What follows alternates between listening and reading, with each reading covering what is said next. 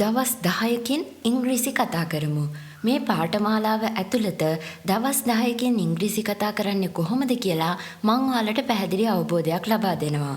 මෙතනදී ඔයාලට කරන්න තියෙන්නේ ඉතාමත් සුළු කැපවීමක්.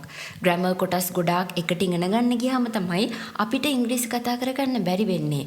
හැබැයි අපි ටාගට් කරලා අපිට අවශ්‍යම ටික ඇත්තටම එක දවසකට පාඩම් 2 ගාන ඉගෙන ගත්තත් අපිට පුළුවන් දවස් 10ක් යනකොට ලස්සනට ඉංග්‍රීසි කතා කරන්න පටන් ගන්න. එහෙනම් ඒ පාඩම් මොනවද?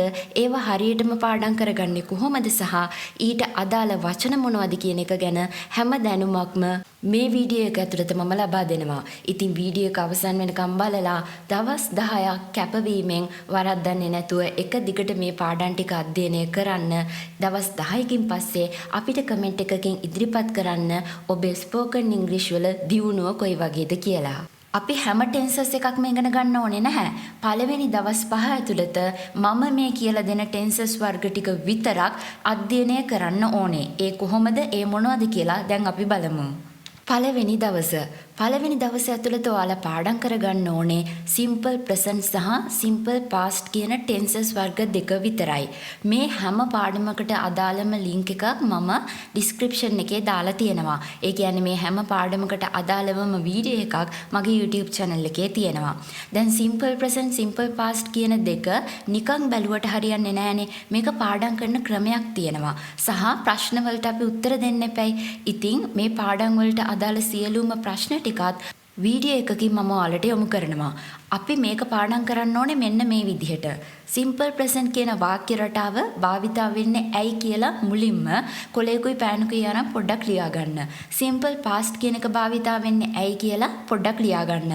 උදාහරණයක් විදිහට මම කිව්වොත් simple present එදිනෙදා පුරුදු ගැන කතා කරන්නයි ඒකාකාරී සිදුවීම් ගැන කතා කරන්නයි. simple past භාවිතා කරන්නේ කරලා ඉවර වෙච්ච වැඩ ගැන කතා කරන්න. ඔන්න පළවෙනි දවසේ ඇතුළත මේ වීඩියෝ දෙක බලලා සම්පූර්ණයෙන්ම අපි අවබෝධයක් ලබා ගන්නවා කොහොමද present සහ past භාවිතා කරන්න කියන එක ගැන. දැන් ඕකෙත් කොටස් ගොඩක් තියෙනවානේ. ඒ කියන්නේ ප්‍රශ්න හදන්න තියෙනවා, නැත යන ස්වරූපය හදන්න තියෙනවා. අන්න ඒ ටික ප්‍රැක්ටිස් කරන්න හැටි මම වීඩියෝ එකේ අන්තිම කොටසේදී කියලා දෙනවා. දෙවැනි දවසේ ඇතුළත ඔයාලා පාඩම් කරන්න ඕනේ simple future කියන වාක්‍ය රටාව විතරයි. තුන්වෙනි දවස present continuous past continuous. මොකද මේ tenses වර්ග දෙකම එක හා සමාන මෙතඩ් එකකින් තමයි අපිට භාවිතා කරන්න වෙන්නේ. පුංචි වචන කීපයක් විතරයි වෙනස් වෙන්නේ. අන්න ඒක නිසා ඔයාලා තුන්වෙනි දවසේදී මෙන්න මේ tenses වර්ග දෙක ගැන අධ්‍යයනයක් කරනවා. හතරවෙනි දවස present perfect past perfect. මෙන්න මේ tenses වර්ග දෙක භාවිතා වෙන්නේ කාල දෙකකට. present perfect වර්තමානය ගැනත් past perfect අතීතය ගැනත් කතා කරන්න තමයි භාවිතා වෙන්නේ. හැබැයි භාවිතා වෙන වචන දෙකක් විතරයි එකිනෙකට වෙනස් වෙන්නේ.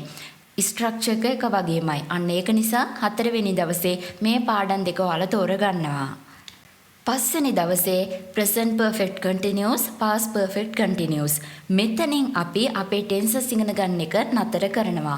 හොඳට මතක තියාගන්න මම මේ දීලා තියෙන පිළිවෙලටම ඒ දවසට අදාළ පාඩම් ටික ඉගෙන ගන්න ඕනේ. ඒක මාරු කරන්න යන්න එපා. ඔන්න 6 වෙනි දවසේ මෙන්න මේ වචන තුන ගැන ඔයාලා අධ්‍යයනයක් කරන්න ඕනේ. when, while, during. දැන් ඔයාලා හිතයි වචන තුනක් තියෙනවනි කියලා. නෑ, පොඩ්ඩක්වත් බය වෙන්න එපා. when කියන්නේ විට කියන අර්ථය, while, during කියන එකේ අර්ථය, අතරතුරේ කියන එක.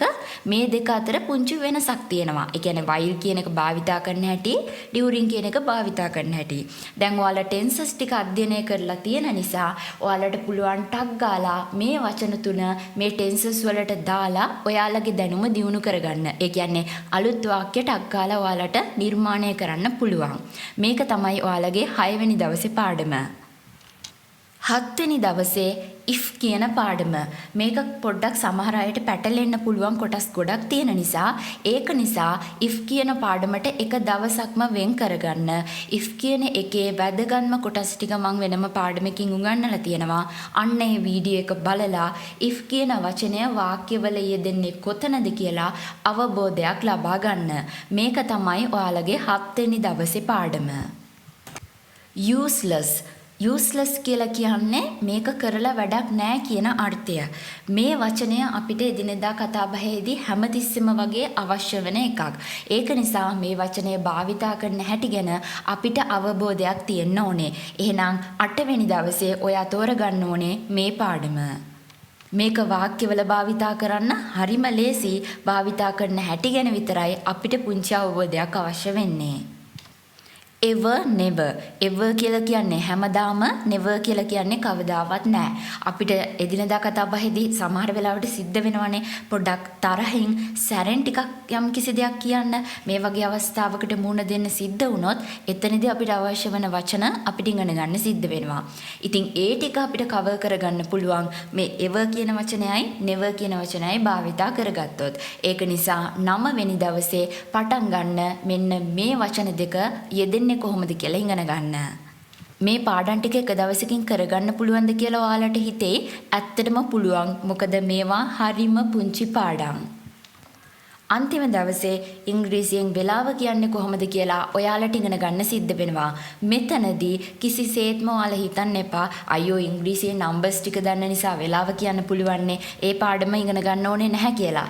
නෑ, ඉංග්‍රීසියෙන් වෙලාව කියන ක්‍රමවේදයක් තියෙනවා. ඒක නිසා අමතක නොකර ඒ පාඩමත් බලන්න. දැන් ඔයාලට මම මුලින් කිව්වනේ ටෙන්සස් වර්ග ටික ප්‍රැක්ටිස් කරන්න හැටි මම කියලා දෙනවා කියලා. මෙන්න ඒක ප්‍රැක්ටිස් කරන විදිය. දැන් සිම්පල් ප්‍රසන්ට් කියන වාක්‍ය රටාව ගත්තොත් මම පළවෙනි වාක්‍යය ලියනවා. They work every evening. ඊට පස්සේ මම ඒකේ ප්‍රශ්නය හදනවා. Do they work every evening? ඒක නෙගටිව් ෆෝම් එක. They don't work every evening. Negative form question එක. Don't they work every evening? මේ විදිහට එක වාක්‍යයක් අරගෙන නිර්මාණය කරන්න ඕනේ. අනිත් වාක්‍ය තුන මම ටක් ගාලා හිතනවා. මේ විදිහට එක ටෙන්සස් වර්ගයකට වාක්‍ය 23ක් ඔයා ප්‍රැක්ටිස් කරොත් හොඳටම ඇති. ඉතින් මෙන්න මේ විදිහට තමයි අපි ටෙන්සස් ටික ප්‍රැක්ටිස් කරන්නේ. දැන් මීට අදාළ වචන ඔයාලට ඕනේ නම් දැන් වචන හොයාගන්නේ කොහොමද කියලා දීර්ඝ වීඩියෝ එකක් මම කරලා තියෙනවා. ඒක මෙතනට අවශ්‍ය වෙන්නේ නැහැ. ඔයාලට පුළුවන් Google search කරලා සාමාන්‍ය ක්‍රියාපද ටිකක් හොයාගන්න. ඒ වගේම වීඩියෝ එක යන අතරමැදදී මම උඩින් සමහර ලින්ක් දානවා මේ මම කියලා දුන්න පාඩම් වලට අදාළව. එතරින් අවශ්‍ය පාඩම් බලන්නත් පුළුවන්. ඩිස්ක්‍රිප්ෂන් එකේ මම දාලා තියෙන ලින්ක් වලින් අදාළ පාඩම් ටික බලා ගන්නත් ඔයාලට පුළුවන්. ඉතින් දවස් 10ක් නොකඩවා මේක ප්‍රැක්ටිස් කරලා බලලා අන්තිමට මොකද වුනේ කියලා ඔයාගේ අදහස කමෙන්ට් එකකින් අපිට ඉදිරිපත් කරන්නකෝ. ඇත්තටම ඔයා මේ පුංචි කැපවීම කරොත් අනිවාර්යෙන් දවස් 10කින් පස්සේ ඔයා පොඩ්ඩක් හරි ඉංග්‍රීසි කතා කරනවාමයි.